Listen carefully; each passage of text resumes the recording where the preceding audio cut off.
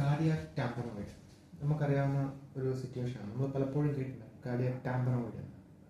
അതായത് ഹാർട്ടിന് നമ്മൾ പറഞ്ഞല്ലോ ഏറ്റവും അകത്തെ ലെയർ എന്ന് പറയുന്നത് എൻഡോകാർഡിയം. ഏറ്റവും അകത്ത് എൻഡോകാർഡിയം, അതിൻ്റെ മേളിൽ മസിൽ ലെയറായ മയോകാർഡിയം, അതിൻ്റെ മേളിൽ എപ്പികാർഡിയം, ഈ എപ്പികാർഡിയത്തിൻ്റെ മേളിലാണ് പെരികാർഡിയം. മനസ്സിലായോ? അപ്പം ഈ എപ്പികാർഡിയത്തിനും ഈ പെരികാർഡിയത്തിനും ഇടയിൽ ഒരു ചെറിയ ഫ്ലൂയിഡ് ഫിൽ ക്യാവിറ്റി ഉണ്ട്. അത് പലരുടെയും ശരീരത്തിൽ പല രീതിയിലായിരിക്കും. അതായത് ഒരു 50 ml ഫ്ലൂയിഡ് അതിനകത്തുണ്ട്. ഇത് എന്തെന്ന് വെച്ചാൽ ഇത് പെരികാർഡിയത്തിന്റെ പ്രൊട്ടക്റ്റീവ് ലെയറിംഗ് ആണ്. അതായത് ഒരു കുഷൻ എഫക്റ്റ് ഹാർട്ടിന് കിട്ടാൻ വേണ്ടിയിട്ടാണ്. അതായത് ഒരു വാട്ടർ ബെഡിൽ കിടന്ന് ഹാർട്ട് ഇടിക്കുന്ന പോലെ അങ്ങനെ ഉണ്ടാകാൻ വേണ്ടിയിട്ടാണ് ഇത് ഇട്ടേക്കുന്നത്. ഇതെന്താ സംഭവം എന്ന് വെച്ച് കഴിഞ്ഞാൽ ഈ ലെയറിലേക്ക് ആവശ്യത്തിൽ കൂടുതൽ ഈ അക്യുമുലേറ്റ് ചെയ്യുക. അതായത് ഇതിനകത്ത് കിടക്കുന്ന ലിക്വിഡ് അക്യുമുലേറ്റഡ് ആയിട്ട് ഇതങ്ങ് ടൈറ്റ് ആവും. ടൈറ്റായി ഹാർട്ടിന് പ്രവർത്തിക്കാനേ പറ്റാത്ത രീതിയിൽ അങ്ങ് ടൈറ്റ് ആവും. ടൈറ്റ് ആയി കഴിഞ്ഞാൽ ഹാർട്ടിന് ഫങ്ഷൻ ചെയ്യാൻ പറ്റത്തില്ല. കാർഡിയാക് ഔട്ട്പുട്ട് കുറയും. അതായത് ഇതൊരു എമർജൻസി സിറ്റുവേഷനാണ്. കാർഡിയാക് ഔട്ട്പുട്ട് കുറയുന്നതെന്ന് വെച്ചാൽ പ്രവർത്തിക്കാൻ പറ്റാതെ വന്ന് കാർഡിയാക് ഔട്ട്പുട്ട് കുറയുകയാണ്.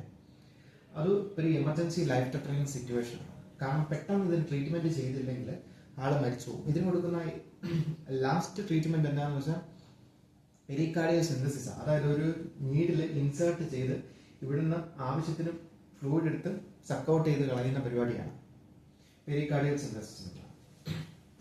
ഇതിന് മെയിൻ ആയിട്ട് കാരണം ഒന്ന് പെരികാർഡൈറ്റിസ് ആണ്. അതായത് പെരികാർഡിയത്തിന് ഇൻഫെക്ഷൻ ഉണ്ടായെങ്കിൽ പെരികാർഡൈറ്റിസ് ഇൻഫെക്ഷൻ ചിലപ്പം ഇവിടെ ഫ്ലൂയിഡ് അക്യുമുലേറ്റ് ചെയ്യുന്ന പരിപാടി നടത്താം. നമ്മൾ പെരികാർഡൈറ്റിസിന് പഠിച്ചിട്ടുണ്ട്. പക്ഷെ ഇത് മിനിമം സോറിലെ സാധാരണ സംഭവിക്കാറുള്ളൂ.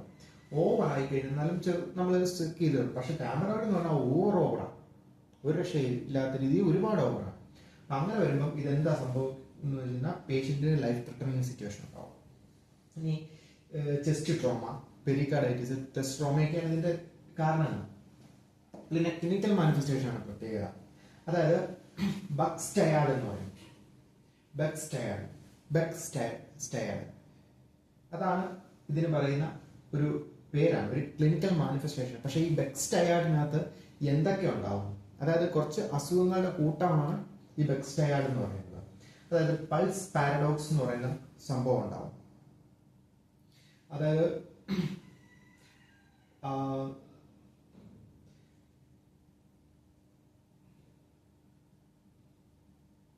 പുള്ളിയുടെ പൾസ് റേറ്റ് നമ്മൾ കടത്തുമ്പോഴും ഇരുത്തുമ്പോഴും തമ്മിൽ വ്യത്യാസം ഉണ്ടാവും. അതിനേക്കാൾ കൂടുതൽ ഒന്നും കൂടി പറഞ്ഞു കഴിഞ്ഞാൽ പേഷ്യന്റിനോട് ഇൻഹെയിൽ ചെയ്യാൻ പറയണം. നമ്മൾ സാധാരണ രീതിയിൽ ഹാർട്ട് BP എടുത്ത് ചെക്ക് ചെയ്യുമ്പോൾ സാധാരണ ഹാർട്ട് റേറ്റ് ആയിരിക്കും.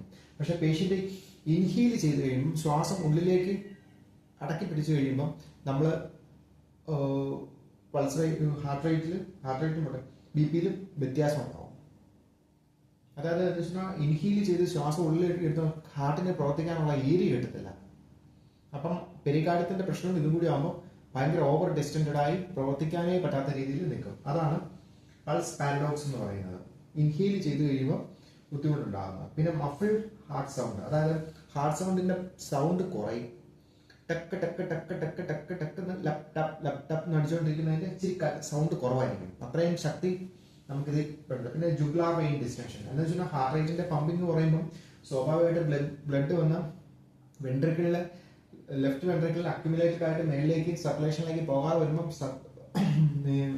ജുഗുലാർ വെയിനിലൊക്കെ വന്ന് കെട്ടിക്കിടന്ന് കൂടുതൽ പ്രശ്നം ഉണ്ടാകും. അപ്പം ജുഗുലാർ വെയിൻ അപ്പം ഡിസ്റ്റൻഡ് ആവും.